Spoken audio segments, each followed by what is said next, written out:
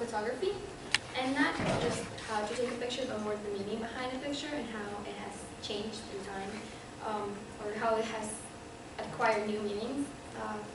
Before photographs were, a very rare thing. Now you can do it every day out of your phone or anything. So a little history of photography. It was dated back to ancient Greece and China in the 5th, 4th BC. So that's a very long time. There was different techniques, and then it has evolved since.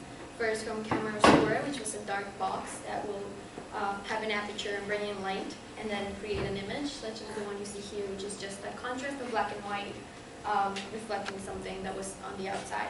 And then it went to photochemical effect, that then transcribed the image and the light that you captured into an actual physical photograph. And now we have digital photography that doesn't necessarily need to be printed or put anywhere, but you can carry it around with you at all times. Basic elements of photography would be light, composition, and moment. You need to realize what kind of light you want, if you want harsh light or soft light, to give different effects of shadows in the subject you choose, the composition, and the moment you want to capture, what moment is worth preserving, and along with that you can use color, time, and the wonder of the picture. I'm going to show you a little video that explains what is photography.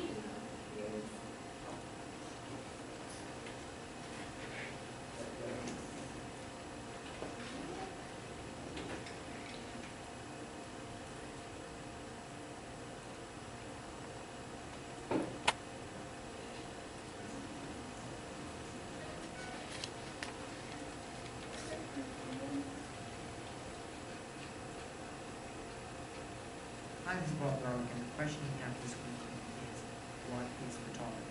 That's a heck of a question. I feel it's more than capturing images to help remember the past. It's a new way of thinking. You can embrace photography as a lifestyle and get much more pleasure out of it. Now when you look at a garden or a street scene, and see light and shadow, you'll be able to appreciate texture and color. In short, you'll be much more aware of your surroundings and have a fuller life of color. This to me is the greatest gift that photography brings to me. And I think it's in part one of the reasons so many people love to get more from the photography experience. Photography is not your camera or your lens. Those are just tools that capture light and transform it into an editable film.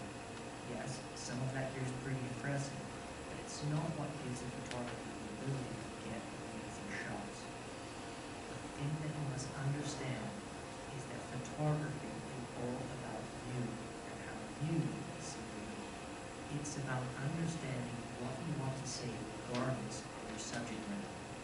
It's about slowing down a hectic day and stepping into a calm, meditative state.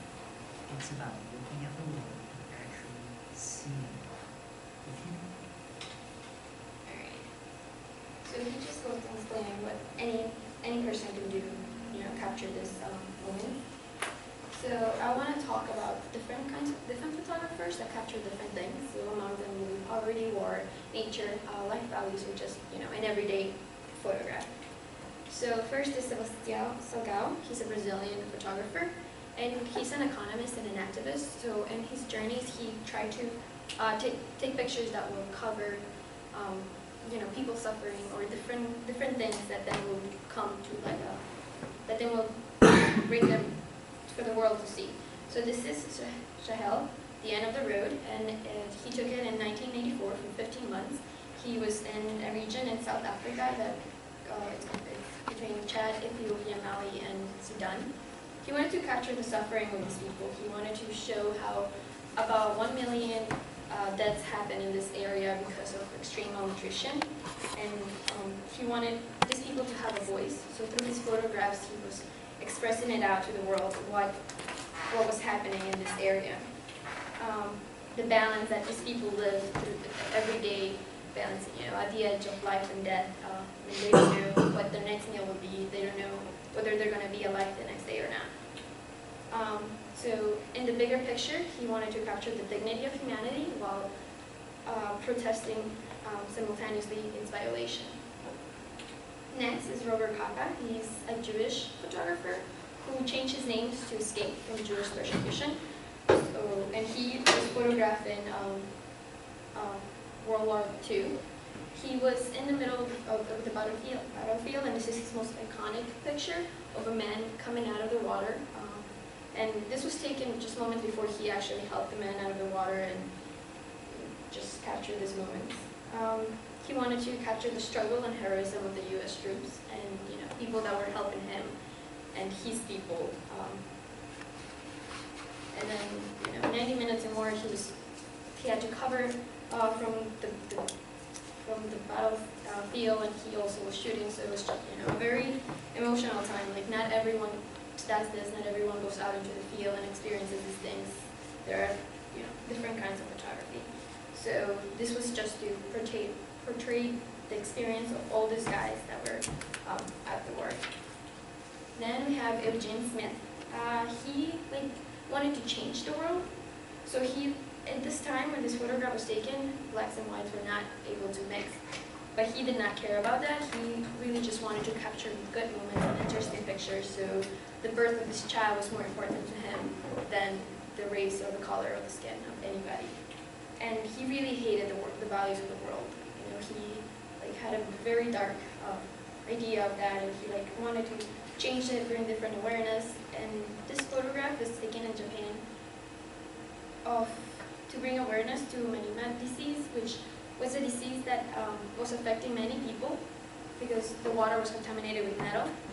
And politically that was not supposed to be open to the world. And he wanted to publicize the effects of it and bring awareness to it. Because of it, he was beaten up and lost sight of one of his eyes because his pictures were so polemical that they wanted him to stop. But now, different kind of photography. This is mixing media.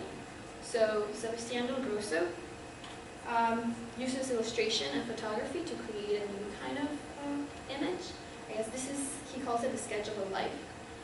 And it's like a cartoon-like aesthetics with every skill he has, making hybrid photography, creating different things.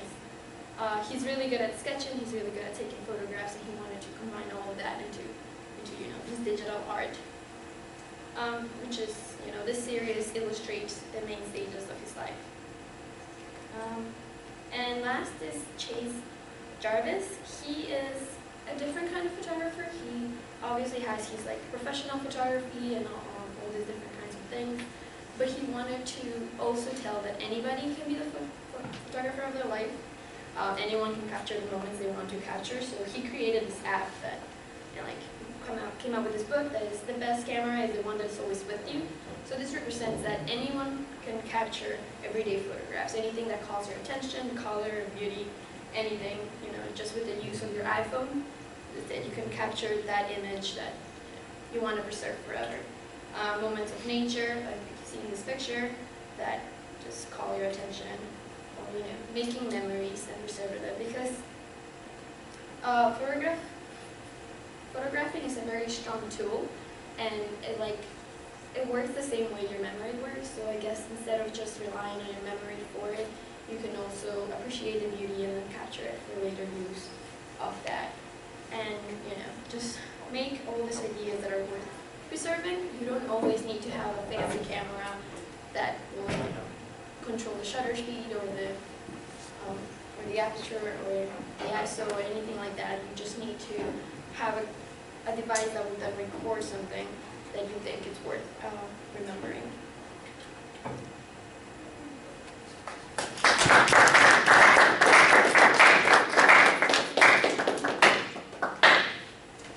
Nine minutes.